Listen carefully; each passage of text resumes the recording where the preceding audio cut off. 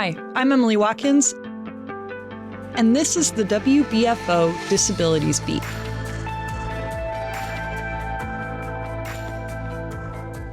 This month, we're sharing highlights from the recently passed New York State budget for 2024 to 2025. I recently discussed with a group of experts concerns over a controversial proposal, which did not pass, but was the creation of medication aides in long-term care facilities. This interview has been edited for length and clarity. However, we have the entire roundtable discussion this is from, including more perspectives and additional aspects of the budget on our website at WBFO.org. First, I want to introduce Todd Varwerk from Western New York Independent Living. Well, I'm the Chief Policy Officer at Western New York Independent Living. I'm a person with a developmental disability who's worked in the independent living field for 30 years.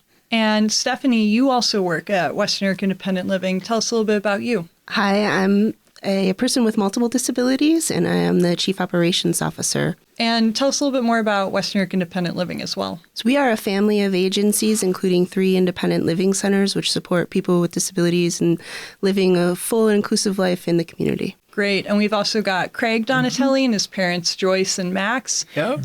Craig, tell us a little bit about who you are. I am Craig Donatelli. I am proud as Down syndrome. And you work at the Children's Museum downtown. Yes. And Max and Joyce, I know you've done a lot of advocacy work. Tell us a little bit about that. Mm-hmm. Go ahead. As an advocate, I've been involved in advocacy probably even before Craig was born, but even it got probably more extensive and more involved since Craig was born with Down syndrome 36 years ago today. And I worked at Baker Victory Services. I retired after 42 years working with high-risk kids and families, kids in foster care, and both residentially as well as preventive services, and also the Bridges to Health program, and also former executive director of Parent Network of Western New York. I noticed that Governor Hochul wanted to have a change that would have allowed medication aides, as they're called, to administer medications in long-term residential settings, medications that, from my understanding, would normally be administered by nurses. The New York State Nurses Association was opposed to this because they said it would hinder recruitment and retention of nurses, and so it did not pass. But I'm wondering from the perspective of the disability community, and if this was to happen, if we were to have medication aides in long-term settings, how would that impact day-to-day lives for people with disabilities? Well, it's really interesting to kind of understand where that kind of idea came from and what the ending result is, because you're talking about people in settings. So we're saying we want to be able to have a specific type of person who isn't a nurse who can dispense medication. That, as a person with a disability, that concerns me greatly, because we have a lesser trained person dispensing medication that might not necessarily be doing it in the best way. One of our big concerns about people in institutions is medication being used for improper restraint and seclusion? Are people being medicated when they don't need to be, just out of convenience or concern for safety with regard to the facility, right? While we understand where there might be a fiscal impact statement for the state in terms of, how much nursing costs, nursing also comes with a high value of education and a high value of ethic to prevent that kind of thing from happening. Yeah, I would agree. I mean, I definitely would agree. Having worked in a residential situation myself a number of years ago, we always did have nursing staff there, and I would agree that they definitely have the high qualifications as well as, the ethical standards that they have to meet. Even if there were to be somebody at a lesser pay grade, so to speak, they may not have that level of expertise that's needed. And I think that really needs to be really, fleshed out before something like that really, gets pursued, because it really could go down a road that could be problematic for all the reasons that Todd just mentioned. And I think a lot of these Band-Aid approaches to problems that we have, like we have a shortage of nurses, so let's bring in someone less qualified.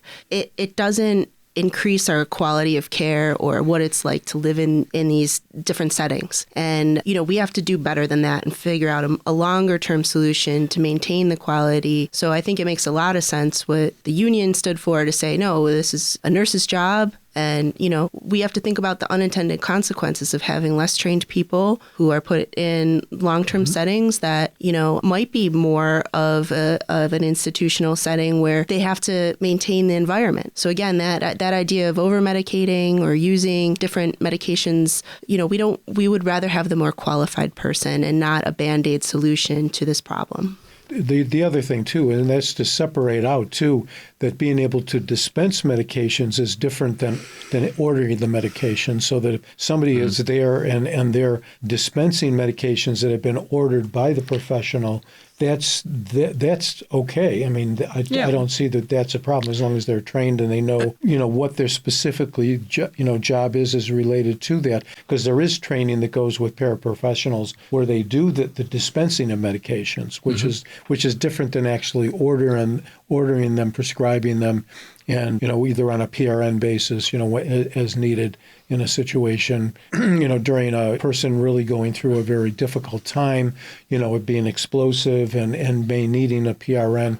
There really is more of a need in those situations to, if medications to be used, it needs to be by a trained professional. Craig? I want to say that I am very lucky that I don't need a nurse to walk in and to walk into my house because I always take my medicine to be independent.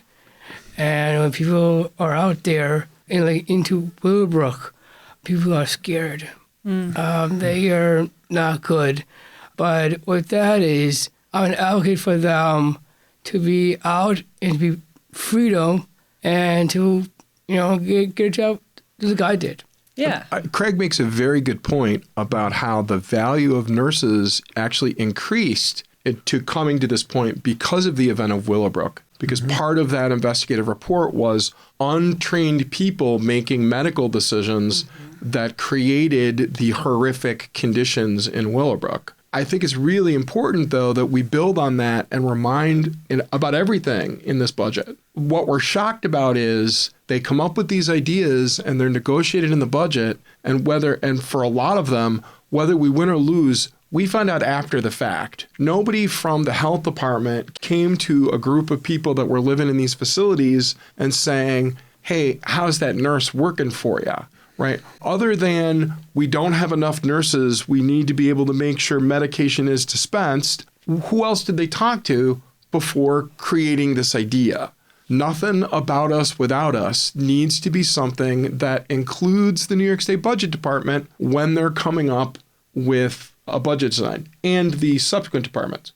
You can listen to the Disabilities Beat segment on demand, view a transcript and plain language description for every episode on our website at WBFO.org. I'm Emily Watkins.